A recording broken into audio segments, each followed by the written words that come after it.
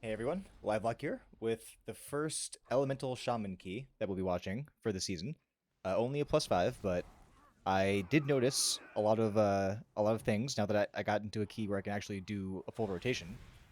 First of all, this first pull, excellent example of why Elemental Shaman feels great right now. Just the on-demand burst that you have and the way that it gets executed, like everything kind of flying away from you at the same time, feels like amazing. And in this one, I think we had like maybe a little bit under geared of a party, perhaps. I'm not sure, but they weren't doing much, which meant I got all the damage, so that was fine. That's exactly what I want for now. But I obviously won't always be the case. But in doing some pugging, I noticed a couple of things with Shaman that are worth mentioning to people if they're picking between enhancement and elemental. I'll uh I'll make the stream. I'll make the actual video portion a little larger here. So I think the thing to know with this fire build with Elemental Shaman is that you are really, really dependent on the tank for pulling in a certain style and a certain speed. The whole idea with this build is that you have Ascendance extensions, and it's probably true that you don't need to have like 75% Ascendance uptime, but it sure would be nice if you did, right? That would be pretty cool.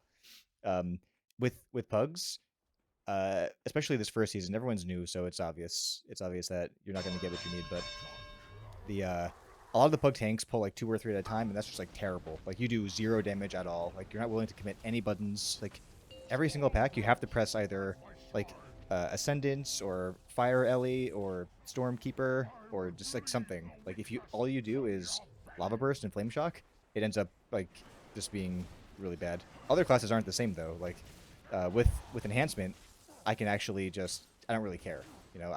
I'll even use Primordial Wave on two if it's clear that we're only getting two. But with Ellie, it's not anywhere near as good. I was playing Ellie in this one because it's a 5 and Quaking wasn't here, but I haven't gotten my Quaking skills up to speed yet. But the single target damage is pretty pretty decent. It's like not great. It's not amazing and it's not like terrible. It's I would say it's like middle. If I have everything up for a boss fight, like if I pop Ascendance with Fire Ellie and Primordial Wave, then I'll burst up to around like 45 or so K with my current gear level, which is actually pretty decent. I'm at 273 item level right now. But without that, you see right here, like the Shadow Priest ended at 30K and I'm at like 17K. But here, I held everything because I knew we had 4 or 5 mobs coming up. So here, let me pause and go through what you do when you have like 4 or 5 mobs is you run in, you're thinking about getting your flame shocks out. You flame shock. With this one, there's 4 mobs total, so you don't need flame shock. Actually, you just primordial wave. You throw down your liquid magma totem. Liquid Magma Totem is actually another talking point after this pack. You throw down your Liquid Magma Totem, and then you're primed for like massive lava bursts. And you probably want to do a lava burst first and follow that by your Ascendance. I'm imagining, uh, but I guess it's not a huge deal. Just like a couple of seconds that in Ascendance that you'll save. Um, and Fire Ellie, I think you want to pop before, even though you lose a couple of seconds because it makes your Flame Shock extension happen, uh, which means like you won't ever have to worry about Flame Shock for the entire pack. Um, that and if it's a really long living pack, like you can see here, like I burst up to like 150, 160k with Ascendance and 4 targets, and when nobody else has anything, like it feels pretty nice. And because you don't take Earthquake or you don't take Elemental Blast, you take Earthquake.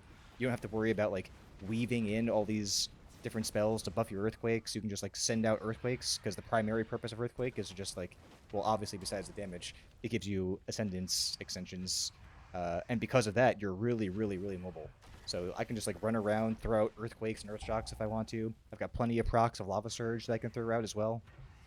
And this entire pack, I had Ascendance, and they're coming down right about now. They get healed like a decent amount too, which I don't mind because that's just good for overall, right?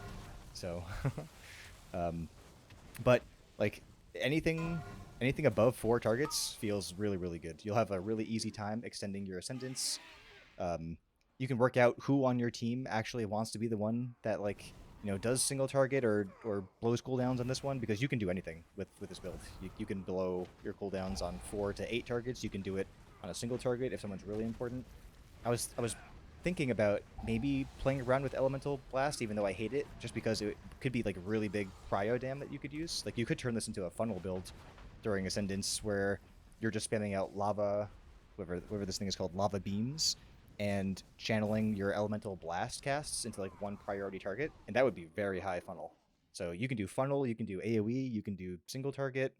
Uh, you're probably not like the best in the game at any of them, but I think it's really valuable to be able to be like upper mid pack on all of them. And people usually can't funnel at all. Like there aren't many specs in the game that can even do funnel. So the fact that you can do it if you want to, even without Elemental Blast, you could just do it with Earthquakes. Um, these dungeons seem like they will really favor being able to be mobile and cast. Everyone's saying that it's a melee season, which is probably true. Oh, yeah, I backpull here because I'm a noob. I haven't gotten into the habit of using Spirit Walker's Grace yet, so I should have used Spirit Walker's Grace there. But the Shaman has a lot of tools for just staying mobile. This build is very mobile. You've got like, well, you don't have that many tools. You have Spirit Walker's Grace and Nature Swiftness. And if you do take Elemental Blast, then you could use Nature Swiftness. Sorry, Nature Swiftness on Elemental Blast to smooth over some parts. But I guess you're comparing it to Earthquake, which would have been instant anyway. So in that way, it's like not a net utility savings. The one downside about this build though is uh, you have to take, or you're really compelled to take Totemic Recall, because you use Liquid Magma Totem to spread your Flame Shocks so you can get big Primordial Wave value. So because of that, you don't have Ancestral Guidance. I've been trying to play around with builds where I can maybe like fit in Ancestral Guidance, but Ancestral Guidance takes just as many like investment points as the Totemic Recall path, and neither of these paths actually allow you to take a lot of utility. Like I'm definitely feeling already like the difficulty in surviving. I don't think I actually die at all in this dungeon, but in other dungeons I like there's these like large unavoidable AoE bursts where I would like to have Stone Skin Totem, which is a 10% DR for the team. Also, I need it because I keep on I get really low, and after Astral Shift I really can't do anything. And compared to Enhance, your healing, your self healing is like terrible.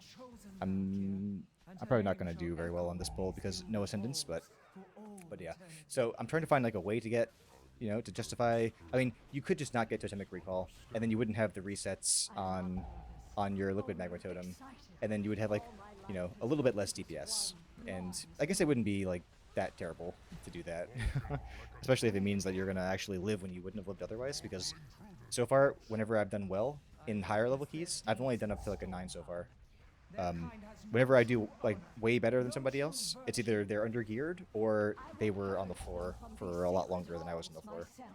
Um, let's see. I think the I'll jump to the last boss just to highlight the single target that you can do. I think I have everything up for the last boss too. So we have, I think we will have lust. Let's see. This is God King Skovald. And after Skovald, we'll have Lust, Ascendance, and Fire Ellie. So let's see. The RP. This is what the single target will be like.